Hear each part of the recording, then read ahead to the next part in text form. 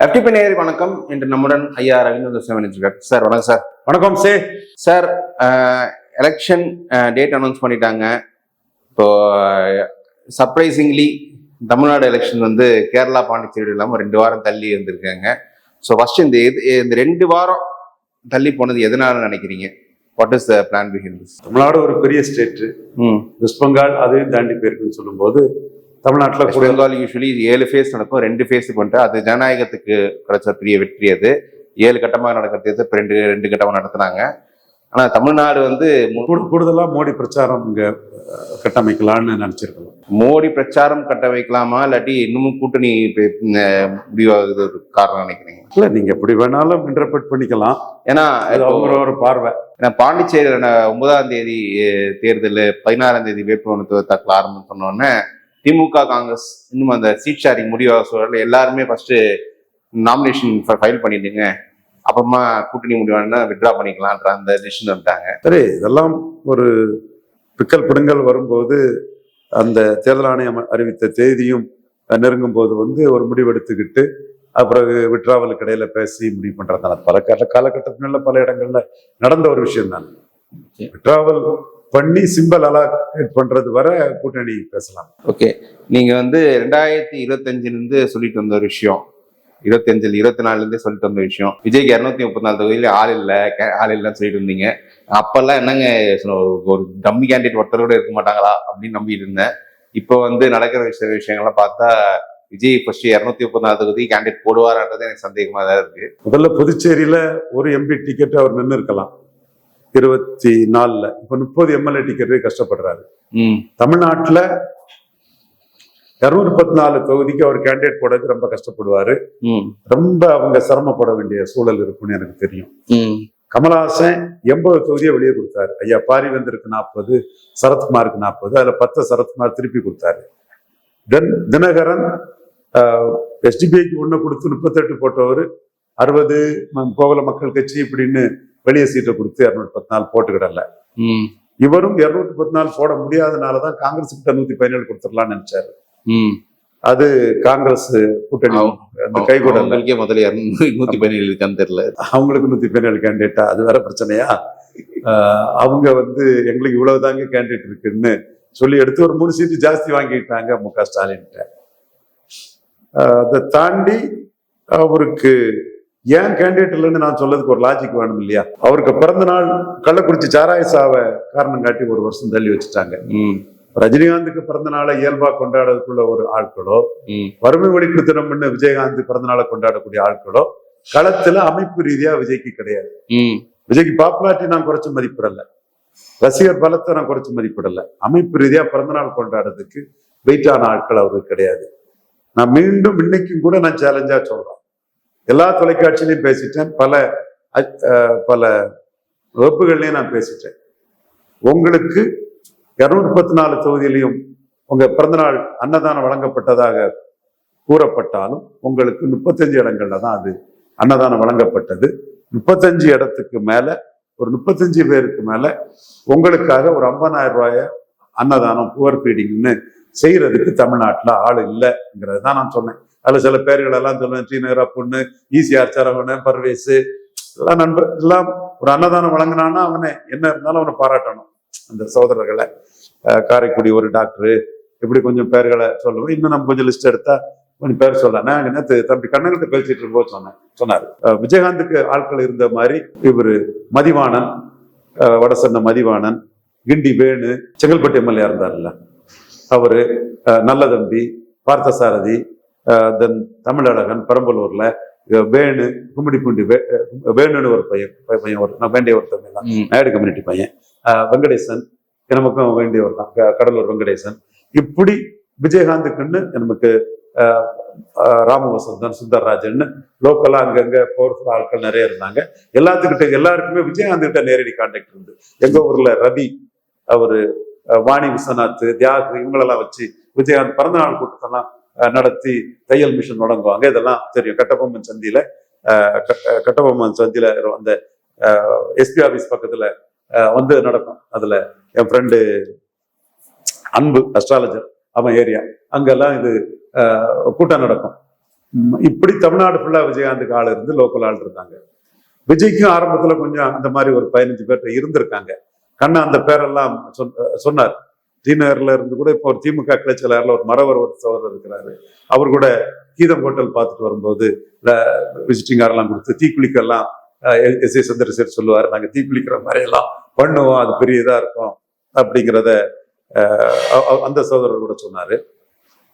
இவர் புஷி ஆனந்த் வந்ததும் அந்த ஏற்கனவே பவரா இருந்த எல்லாத்தையுமே தட்டி விட்டுட்டாரு. நாங்க அத்தனை வரையும் தட்டி விட்டுட்டாரு.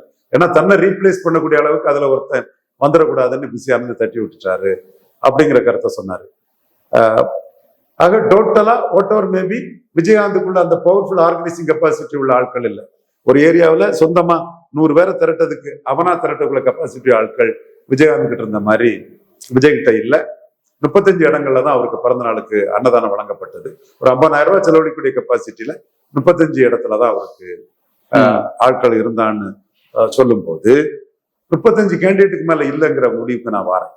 இதை நான் தினத்தந்தி 214 இடத்துல அன்னதானம் வழங்கப்பட்டதுன்னு சொன்ன தினத்தந்தியை சேலஞ்ச் பண்றேன், டைம்ஸ் ஆஃப் இந்தியா சேலஞ்ச் பண்றேன், விஜயை சேலஞ்ச் பண்றேன். யாருமே 214 இடத்துல கிள்ளியூரில் ஜாக்கப் போட்டார், பர்கூரில் கோவிந்தன் போட்டார், தென் உசிலம்பட்டியில் மூர்த்தி போட்டார்னு இந்த 214 இன்னும் ஆதாரம் பாருன்னு சொல்றதுக்கு அவங்களால முடியல.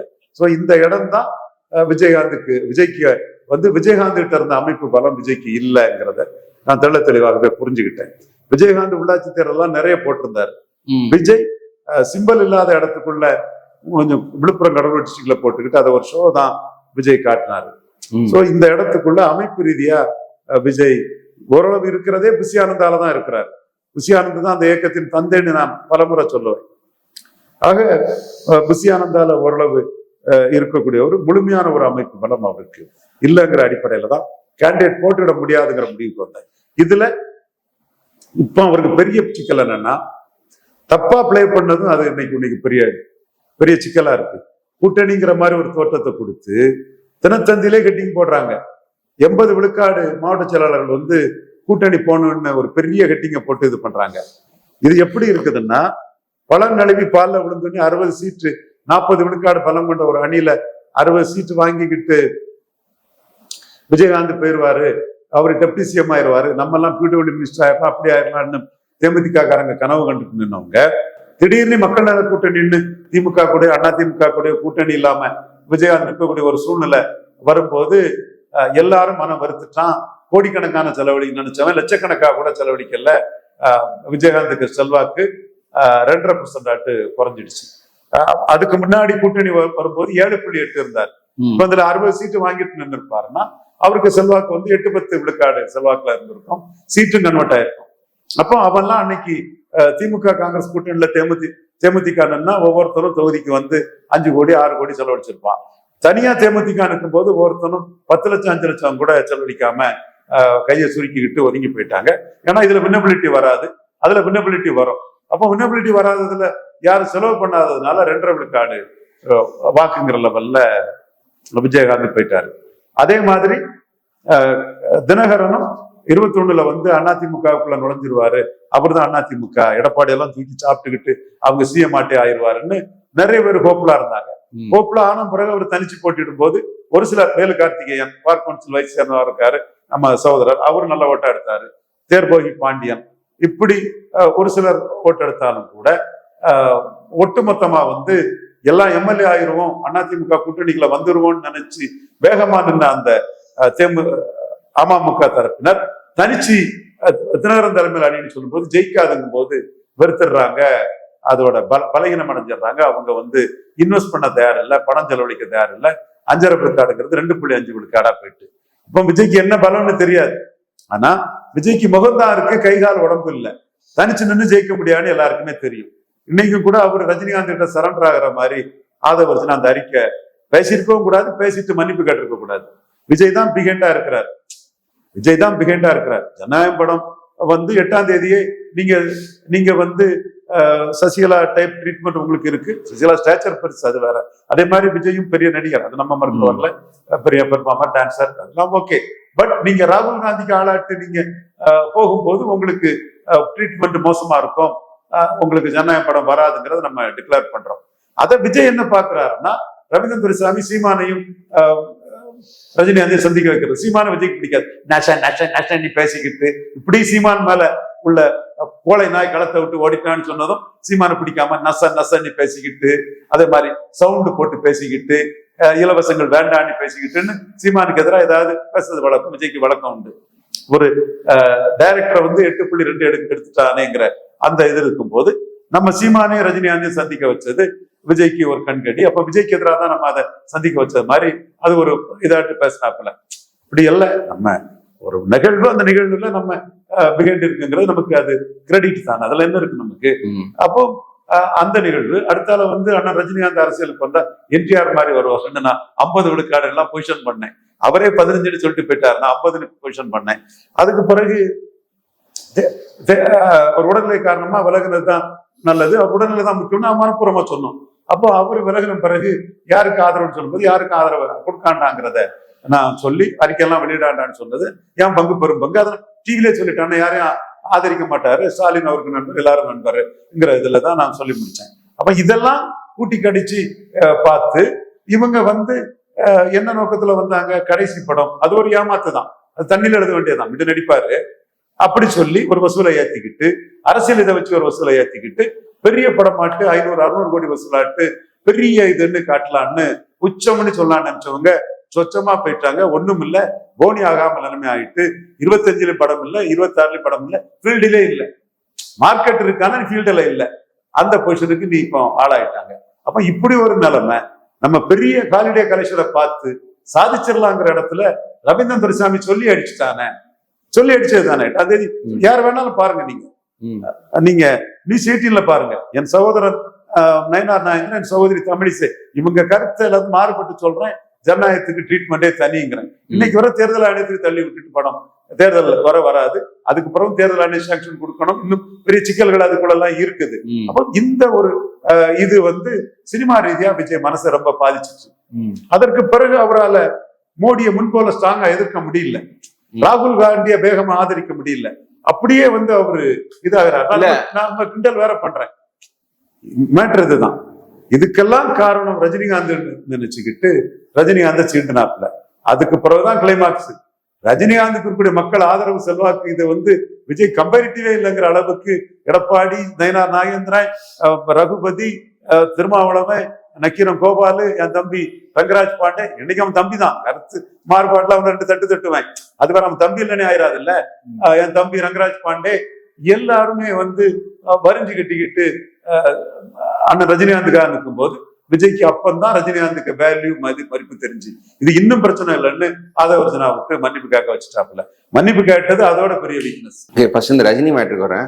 இப்போ வந்து விஜய் இப்தார் விருதுல போய் கான்ஃபிடண்டா வதந்திகள் நம்பாதீங்க, நான் யாருக்கும் கூட்டணி போக மாட்டேன், அது பிஜேபி தான் மேற்கோள் சொல்றாரு. அப்புறம் பிஜேபியோட கூட்டணி இல்லைன்னு விஜய் உறுதியா தானே இருக்காரு. விஜய் பிஜேபி கூட்டணியில சேர்ந்தா சினிமாவும் போயிரும், அரசியலும் போயிருங்கிற கருத்தை நான் தானே சொல்லிட்டு இருக்கேன். போக மாட்டாருங்க தானே சொல்லிட்டு இருக்கிறேன்.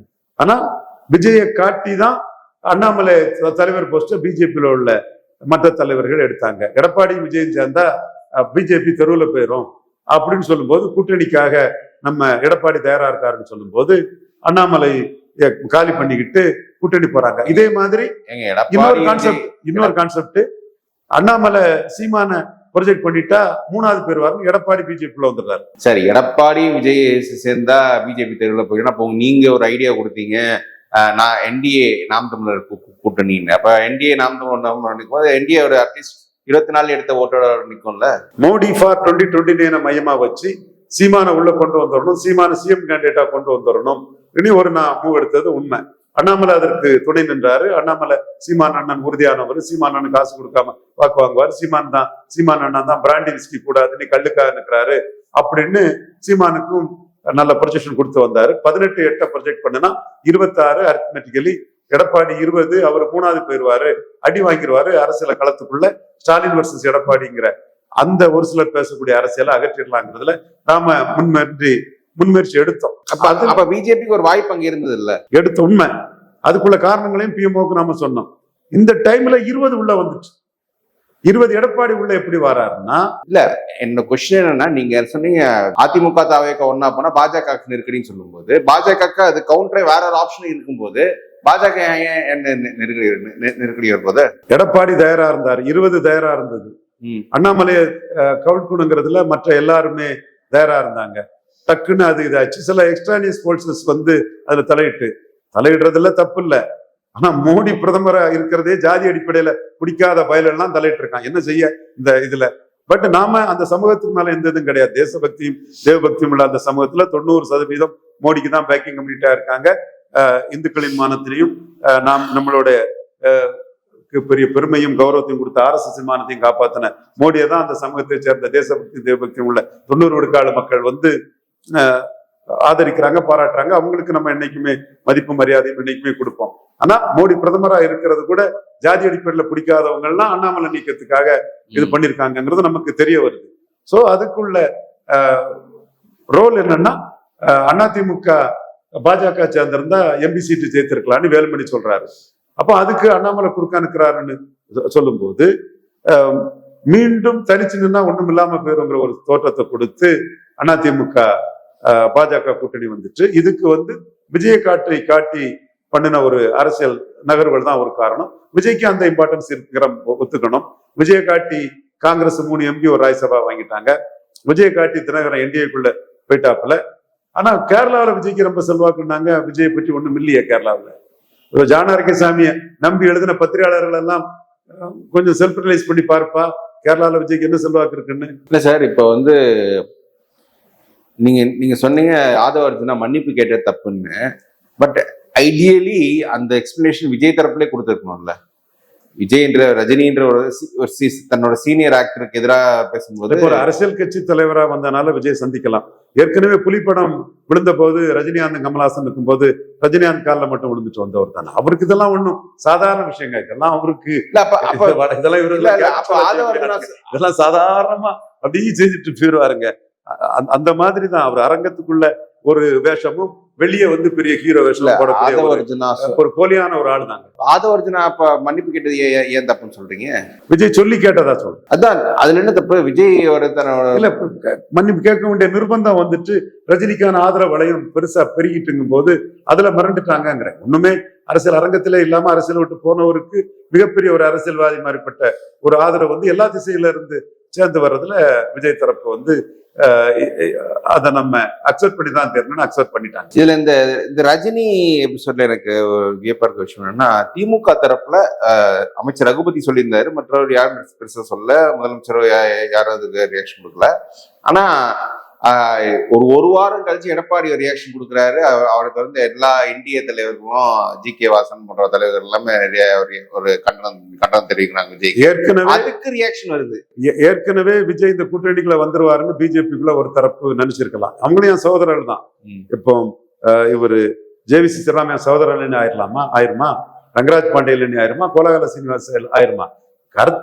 கருத்து ஒற்றுமை எங்களுக்கு 75% இருக்கும். ஒரு 25% காங்கிரஸ் தான் எதிரிங்கிறதுலையும் ஸ்டாலின் தான் எதிரிங்கிறதுலையும், அவங்களுக்கு ஸ்டாலின் எதிரி சகோதரர்களுக்கு இருக்கும், எனக்கு காங்கிரஸ் எதிரி இருக்கும். இது மட்டும்தானே எங்களுக்குள்ள கருத்து வேறுபாடு. அப்போ அவங்க ஸ்டாலின் எதிரிங்கிற லெவல்ல இங்க வந்துட்டா எல்லாமே ஆயிரும் தம்பி ரங்கராஜ் பாண்டியன் நினைச்சான். எல்லாருமே நினைச்சா நம்ம பல நிரூபிக்காத விஜயால ஓட்டை டிரான்ஸ்பர் பண்ண முடியாதுங்கிற கருத்தை நாம தெளிவா சொல்லிட்டு வந்தோம். விஜய்க்கும் பிஜேபி இன்ஃப்ளூயன்ஸ் அலையன்ஸ்ல போனா சினிமாவும் போயிடும், அரசியலும் போயிடும். அந்த சூழ்நிலையில மோடிக்கு என்ன ஓட்டம் தெரியாம சசிகலா விஷயத்துல எத்தனை பேர் ஏமாந்தாங்க. ஏன் சத்திரன் குருமூர்த்தியை சாக்கடை ஜலம்னாலும் வீடு தீப்பற்றி எரியும்போது அதை கொண்டு அணைக்கணும்னு சொன்னதுதானே. அவரை மதிப்புக்கும் மரியாதைக்கும் உரியவர், அது வேற விஷயம். அதே மாதிரி சுப்பிரமணிய சாமி எமர்ஜென்சிக்கு வரும். அவரு சசிகலாவுக்கு கொள்கை பரப்பு செயலாளராக இருந்தாரு. அடுத்த கட்டத்துல கணேசன்ஜி மிகப்பெரிய தேவ வரலாற்று சொந்தக்காரரு, மோடி கிட்ட நடராஜனை அறிமுகப்படுத்தத்தான் நின்னாரு. ரங்கராஜ் பாண்டே தம்பி, அவன் முக்கியமானவன், வலதுசாரி அரசியல்ல ரொம்ப முக்கியமான தம்பி, மோடிக்கு இதானவன். அவனும் வந்து ஸ்டாலின் கட்டம் சரியில்லை, சசிகலா தான் CM, எல்லாமே தயாராயிட்டுன்னு தானே சொன்னாப்ல. ஏன் எங்க அண்ணன் பொன் ராதாகிருஷ்ணன் தமிழக பாஜகவில் அண்ணாமலைக்கு அடுத்து பேக்கிங் உள்ளவர், கன்னியாகுமரி டிஸ்ட்ரிக்ட் பாஜகனாலே பொன்னார் தானே இருக்கக்கூடிய அவரும் ஜெயலலிதாவுக்கு அடுத்தபடியா ஒரு மாஸ் லீடர் சசிகலா மேடம் சொன்னாங்க. கடைசியில என்ன நடந்தது? மோடிஜி இன்பிளிஸ் அலைன்ஸுக்குள்ள சசிகலா அம்மையார் வர முடியாதுங்கிறதான் நடந்தது. அது நம்ம டே ஒன்னே கவர்னர் வரமாட்டாரு, பதவியேற்புலா இல்ல, ஆகஸ்ட் 15 விடுதலைங்கிறதுல டே ஒன்னே நம்ம சொன்னோம். விஜயனுக்கு இன்டர்வியூனாலும் சரி, கார்த்திகேயனுக்கு புதிய தலைமுறைனாலும் சரி, விஜயனுக்கு நியூஸ் சொன்னாலும் சரி, இன்னைக்கும் ரெக்கார்டு எடுத்து பார்க்கலாமே, தெளிவா தானே இருக்குது. ஏன் குணாவுக்கு நியூஸ் 18ல கூட சொன்னேன், national minded community Kongu Vellalar, அந்த கம்யூனிட்டி சார்ந்த ஒருத்தரை இன்னைக்கு ப்ரொடெக்ட் பண்ணி தான் தீரணும் எடப்பாடி பற்றி சொன்னது கூட தெளிவா இருக்குது. அந்த வகையில இந்த இடத்துக்குள்ள விஜய் ராகுலுக்கு ஆளுங்கிறதான் பிரச்சனை. சோ ராகுலுக்கு ஆளான விஜய வளர்த்து விட்டா அவர் இதுல ஒரு ஆளாயிட்டாருன்னா பிஜேபியாலே 29 மோடி கூட கூட்டணி போவார். சொந்த காசுல ஏன் சூனியம் வைக்கணும்? அடுத்த ஒரு 2 வாரம் இருக்கு இந்த நாமினேஷன் க்ளோஸ் ஆகிறதுக்கு. விஜய் விஷயத்துல என்ன ஆகும்னு நினைக்கிறீங்க? அவர் எப்படியோ அடிச்சு பிடிச்சி 234 தொகுதி கேண்டிடேட் போட்டுவார் நினைக்கிறீங்களா? இல்ல அவருக்கு இப்ப கூட சிபிஐல அந்த கரூர் ரிலேட்டடா சில வீடியோஸ் எல்லாம் கிடைச்சிருக்கு, அந்த வீடியோ ஃபுட்டேஜஸ் நீங்க ஜனநாயகன் படத்துல யூஸ் பண்ணிட்டு இருக்கீங்க, நியூஸ் பரவுது. ஸோ இன்னும் கிராக் டவுன் அதிகமா போய் அவரை அரசியல் எந்த விலக வச்சிருவாங்க நினைக்கிறீங்களா? சகாதேவ மாதிரி தம்பி ஜோசப் விஜய்க்கு சொன்னேன், மீண்டும் சொல்றேன், நீங்க என்னோட சீனியருக்கு ஒரு ரிலேட்டிவ் மூலமா திருமலை ஷூட்டிங்ல ஹைதராபாத்ல இருக்கும்போது என்கிட்ட பேசுனீங்க, கன்ஃபியூஸ்டா இருக்கு சார், ஃபியூச்சர் என்ன ஆகுமோன்னு கேட்டேன். கன்ஃபியூஸ்ட் ஆகாதீங்க, உங்களுக்கு மினிமம் கேரண்டி இருக்குது, பெரிய வெற்றி கிடைச்சா மேல வந்துடலாங்கிறத சொன்னேன். அம்பேத்கரை ப்ரொஜெக்ட் பண்ண சொன்னேன், படங்கள்ல தலித் இஷ்யூ எடுக்க சொன்னேன், தியேட்டர் ஆடியன்ஸ் 40% அட்டவணை குறி மக்கள் தான், ஸோ அவங்கள ப்ரொஜெக்ட் பண்ணி அந்த படங்களை பண்ணுங்கிறத சொன்னேன். ஏன்னா நம்ம சகாதேவ மாதிரி நம்ம கிட்ட யார் இது கேட்டாலும் நம்ம அதான் சொல்லுவோம். நம்ம எந்த அளவுக்கு ஆர்எஸ்எஸ் முன்னணி கொண்டவன், என் சமூகம் தலை நிமிர்ந்தோட பாதுகாப்போட ஒரு பெரிய உயர்வையும் பெருமிதம் கொள்வதற்கு ஆர்எஸ்எஸ் இயக்கம் காரணம், ஆர்எஸ்எஸ் நன்றி தெரிவிக்கக்கூடியவனாலும் கூட அந்த சகோதரர் உங்களுக்காக உங்ககிட்ட பேசின சகோதரர்கிட்ட நான் முழு சகோதரனா தான் இருப்பேன். அது அவருக்கும் தெரியும். அது தனிப்பட்ட இதுல அவருக்காக உங்களுக்கு நான் அவ்வளவு அட்வைஸையும் அவ்வளவு சஜஷன்ஸையும் கொடுத்தேன். அதை நீங்க சினிமாவில் ஃபாலோவும் பண்ணினீங்க. ஓகே, நான் கொடுத்தது அவருக்காக தான். பட் நீங்க அரசியல் களத்துக்குள்ள வரும்போது சகாதேவ மாதிரி உங்கள்கிட்ட சொன்னேன், 39 போடுங்க, 39 போடுங்க. என்னோட நோக்கம் விஜய் 39 போட்டா ராகுலுக்கு சில அடிபடும். பார்லிமெண்ட் தான் எனக்கு முக்கியம். ராகுலுக்கு 7-8 அடிபட்டா அது மோடிக்கு லாபம் தான். அது தர்மபுரியா இருந்தாலும் சரி, விருதுநகர்ல விஜய பிரபாகரனா இருந்தாலும் சரி, அண்ணாமலையா இருந்தாலும் சரி, ஏசி சண்முகமா இருந்தாலும் சரி, பன்னீர்செல்வமா இருந்தாலும் சரி, அது சௌமியா அன்புமணியா இருந்தாலும் சரி, கொஞ்சம் பவர்ஃபுல்லா ஃபைட் பண்ண நயனார் நாகேந்திரனாலும் சரி, அந்த சீட்டுகள் ராகுலுக்கு அடிபட்டதுன்னா அது மோடிக்கு லாபம். அந்த வகையில நீங்க 39 போடுங்கன்னு உங்கள்கிட்ட சொன்னேன். விஸ்வகர்மா சமுதாயத்தை சேர்ந்த புசி ஆனந்த பொதுச்செயலாளர் போட்டது சமூக நீதி பார்வையில் உங்களை மனசார பாராட்டுறேன்னு சொன்னேன். இவ்வளவு சொன்ன பிறகு நீங்க என்ன பண்ணீங்க? பாராளுமன்றம்னா ராகுல் காந்தி தான், பாராளுமன்றம்னா ராகுல் காந்தி. இன்னும் என்ன டேஷுக்கு நீங்க அரசியலுக்கு வரீங்க? பாராளுமன்றம் தான் ராகுல் காந்தி, பாராளுமன்றம் ராகுல் காந்தி ஒரு ராகத்தை பாடிக்கிட்டு, சீமான்ட்டு அதே ராகத்தை பாடினீங்க. இது ராகுல் காந்தி தான், ராகுல் காந்தி தான். 4 விழுக்காடு கூட வராதுன்னு சீமான் போல்டா திமுகவும் அண்ணா திமுகவும் காங்கிரஸ் பாஜகவின் ஊதுகுழல்ல ஒட்டுண்ணிகள் தொங்கு சதைகள்னு அடிச்சு தூக்கி 8.2க்கு வந்தாரு. அப்ப நீங்க போல்டா அந்த இடத்துக்குள்ள நின்று இருக்கணும். நீங்களும் நின்று அந்த நெருக்கடியை கொடுத்திருப்பீங்கன்னா ராகுலுக்கு ஒரு 7-8 சீட்டு அடிபட்டிருக்கும். அதே மாதிரி கேரளாவில் செல்வாக்குறதுன்னா அங்கே நின்று திருவாண்டம் ஆற்றிங்கெல்லாம் ராகுலுக்கு அடிபட்டிருக்கும். மோடிக்கு முரளிதரனும் ராஜீவ் சந்திரசேகரனும் ஜெயித்திருக்கலாம். அப்ப நீங்க எல்லாமே ஒரு மதமாற்ற கோஷ்டி, urban Naxal, Loyola conversion group, ஒரு இன்டர்நேஷனல் சதியோட ராகுலுக்கு ஆதரவாட்டும் மோடிக்கு எதிராட்டும் உங்க காய்களை நகர்த்துறீங்க. அப்போ அந்த இடத்துக்குள்ள நீங்க இதை பண்றதை நாங்க மோடி கிட்ட ரெப்ரசன்ட் பண்றோம். அடுத்து நீங்க ஓட்சோரி அஜிஸ்டேஷன்ல ராகுலுக்கு அரஸ்டுக்கு கண்டனம் தெரிவிக்கீங்க. இதுதான் டிமானிட்டைசேஷன்ல நடராஜன் ஐயா மோடிக்கு எதிராக போனதை நாங்க மதுரையில பேசினதை உடனே எங்க பண்டாரி ஜெய்ஸ்வால் அலுவலியா டீம் மூலமாட்டு பிஎம்ஓக்கு டக்குன்னு மோடி டேபிள்ல இருக்க வச்சதுமோ அதே மாதிரி நீங்க முதல் ட்விட் நீங்க ராகுல் அரசுக்கு போட்டதும் அதுக்கு பிறகுதான் ஸ்டாலின் போடுறாருங்கிறதும் மற்ற இண்டி கூட்டணி அலையன்ஸ் தலைவர் போடுறாங்கிறதும் நீங்க தேவையில்லாத ஒரு வெயிட்டேஜை விஜய் ராகுலுக்கு கொடுக்குறாரு. இதை அடிக்கணும். விஜய் கூட இருக்கக்கூடிய அட்வைசர் ஜான் ஆரோக்கியசாமிங்கிறவர் ஆன்டி மோடி மேல பெரிய வெறித்தனமான எதிர்ப்பு கொண்டவர். இன்னும் சொல்ல போனா ஒரு இடத்துல நாகரிகம் கருதி ஒரு தலைவருக்கு முன்னாடி மோடியை பற்றி அசிங்கமா பேசும்போது கூட நான் அமைதி காத்தங்கிறதையும் உட்பட எல்லா விஷயத்தையும் நாம மோடி சைட்ல ரெப்ரசன்ட் பண்ணும்போது அவங்க கிராக் டவுன் விஜய்ங்கிற முடிவு எடுத்துட்டாங்கிறத நம்ம கிட்ட சொல்றாங்க. அப்போ அத்தனை தலைவர்களையும் மீறி நம்ம அந்த கருத்தை சொல்றோம்னா நாம மோடி நன்மைக்காக தான் சிந்திக்கிறோம். சௌரவ் ஜோசப் விஜய் மேல இன்னைக்கு நமக்கு ஒண்ணும் தனிப்பட்ட வெறுப்போ எதுவும் கிடையாது. நீங்க ராகுல் காந்திக்கு ஆதரவு அரசியல் வந்ததுதான் உங்களுக்கு வேணா இப்பமாவது புரியுங்க. இப்பவும் உங்களுக்கு என்ன அட்வைஸ்னா, வேண்டாம் நம்ம அட்வைஸ் பண்ணி நீங்க கேட்க போறது இல்ல, ஓசி அட்வைஸ். அன்னைக்கு கேட்டீங்க ஒரு நண்பர் மூலமா, ஜிஆர் எட்மண்ட் சாருக்கு ரிலேட்டிவ் மூலமா, நீங்க ஹைதராபாத் திருமலை ஷூட்டிங்ல இருந்து கேட்டீங்க. கேட்டா அட்வைஸ் கொடுக்கலாம், கேட்காம என்னத்துக்கு அட்வைஸ் கொடுத்துக்கிட்டு. இல்ல சார், அவர் நிப்பா 234 தொகுதி கேண்டிடேட் போடுவாரா மாட்டாரா? கஷ்டங்க, போடுறது கஷ்டம். இஷ்யூஸ் எக்ஸ்போஸ் ஆயிடுவாரு, பலவீனம் அதைத்தான் செய்வாரு. பாப்புலாரிட்டி இருக்கு, தலை இருக்குது, முகம் இருக்கு, அது மட்டும் போதாத, கைகால் வேணுமே. இது இன்னைக்கு அக்முலேட்டிவ் பவர், அமாசிங் வெல்த் தான் மாடர்ன் பொலிட்டிக்ஸ். நீங்க உங்கள்கிட்ட ப்ராக்சிமிட்டியே இல்லை, எவனையும் சந்திக்கிறது இல்லை. உங்களை நம்பி எவன் 10 லட்சம் ரூபாய் கூட மண்ணில் தூக்கி போடுவான். விஜயகாந்த் நம்பி போடுவான். விஜயகாந்த் தெரியும் எத்தனை பேருக்கு டிஸ்ட்ரிபியூட்டர் ஆக்கி விட்டுருக்காரு, எத்தனை பேருக்கு எவ்வளவு உதவி பண்ணியிருக்கிறாரு. அந்த ஆள் வள்ளர். எங்க ஊர் ரவினாலும் சரி, மற்ற ரவி சொல்லி எத்தனை பேர் சினிமாவுக்குள்ளேயே தள்ளி விட்டுருக்கிறாரு விஜயகாந்த். எத்தனை ஸ்டண்ட் நடிகர்கள், எத்தனை இது அவருக்கு இதுங்கிறது வேற. எத்தனை புது புது டைரக்டர்கள், புதுமுகம், ஹீரோயின்ஸ், அதெல்லாம் ஒரு ஒரு ஆலமரம் மாதிரி அவரு. நீங்க எப்படி, நீங்க ஒரு இன்ட்ராவர்ட், எத்தனை பேர்ட்ட பழகிருக்கீங்க, யாரோட பழகிருக்கீங்க? அப்ப உங்களை நம்பி அவன் நிற்பான், விஜயகாந்த் நம்பி நிற்பான். நாளைக்கு முன்ன நாள் கேப்டன் நமக்கு ஹெல்ப் பண்ணுவாரு, நிற்பான். உங்களுக்கும் யாருக்கும் தொடர்பே கிடையாது. அது நீங்க கூட்டணின்னு எல்லாருக்கும் ஒரு பெரிய கற்பனையை ஏற்படுத்தி விட்டுக்கிட்டு, எம்எல்ஏ மந்திரிங்கிற கற்பனையை ஏற்படுத்தி விட்டுட்டு தனிச்சுன்னா எவன் நிற்பான்? அடுத்தாலும் இஷ்யூஸ்.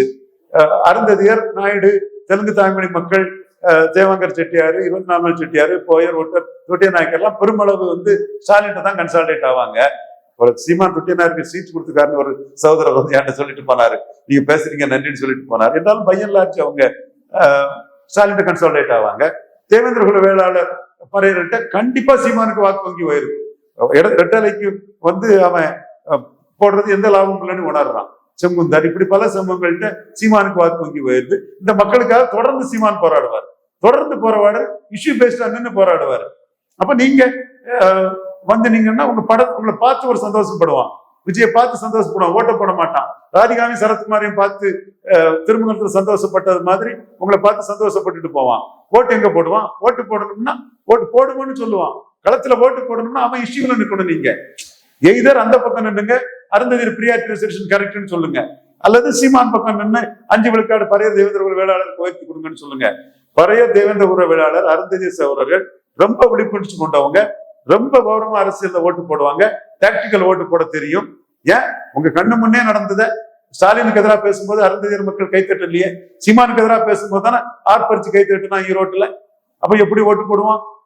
அப்ப அருந்ததியர்களுக்கு 100 விழுக்காடு உதயசூரியனுக்கு ஓட்டு போட தெரியும் போது, சீமானுக்கு கொஞ்சமாவது தேவேந்திர குல வேளாளரும் பறையரும் மேல்பாதி மங்கலம் ஆலய நுழைவுக்கு சீமான் தான் நிற்கிறாப்புல. தீப்பந்தம் எடுத்து தீண்டாமை ஒளின்னு சினிமாவில் ஆடியன்ஸை என்ஜாய் பண்ண நீங்க, திருமலை ஷூட்டிங்ல நம்ம கருத்தை ஏத்துக்கிட்டு என்ஜாய் பண்ண நீங்க, அரசியல் களத்துக்குள்ள திரௌபதி கோயில் மேல்பாதி ஆலய நுழைவுக்கு சீமான் தானே வராரு. அதாவது மக்களுக்கு தெரியாதா? சோ இஷ்யூஸ்ல நிக்கணும். நீங்க இஷ்யூஸ்ல நிக்காம முகத்துக்கு ஓட்டு போட்டுருவோம்னா எங்க ஓட்டு போடுவான்? ஜெயலலிதா தான் உங்க முகம் போனியாகாத முகம்னு 2014 நிரூபிச்சாங்களே. நீங்க மோடியை பார்த்தும் 6 விழுக்காடு தமிழ் தேசிய அரசியல் எடுத்து ஜெயலலிதா உயர்ந்துகிட்டு, நீங்க அதுக்கப்புறம் ஜெயலலிதா சாகர வர அரசியல் பேசலையா? மறந்து போச்சா? இப்படி எல்லாம் பின்வாங்குறதும் பல்ட்டி அடிக்கிறதும் உங்களுக்கு கேபிச்சுவலா இது பண்ற விஷயம் தானே. இது என்ன பெரிய இதா? பிரச்சனை இதுதான். நீங்க 26ல சக்தி ஆனா 29ல மோடிக்கு ஆதரவா போவீங்க. இப்ப வர நீங்க அடிப்பட்ட பாம்பு, அடிப்பட்ட புலி. எப்படியும் நீங்க 29ல மோடியை கொத்த வருவீங்க, கடிக்க வருவீங்க, பாய வருவீங்க. எப்படி விடுவார் மோடி? நாங்க எப்படி இது பண்ண முடியும்? மோடிக்காக இரவு பகல உங்களை எப்படி லாக் பண்றதுங்கிறத நாங்களும் பார்த்துட்டு இருக்கணும். அப்போ நீங்க 2024ல பண்ண தப்புக்கு பிராயச்சித்தமா 26லயும் அதே தப்பு பண்ணிருங்க.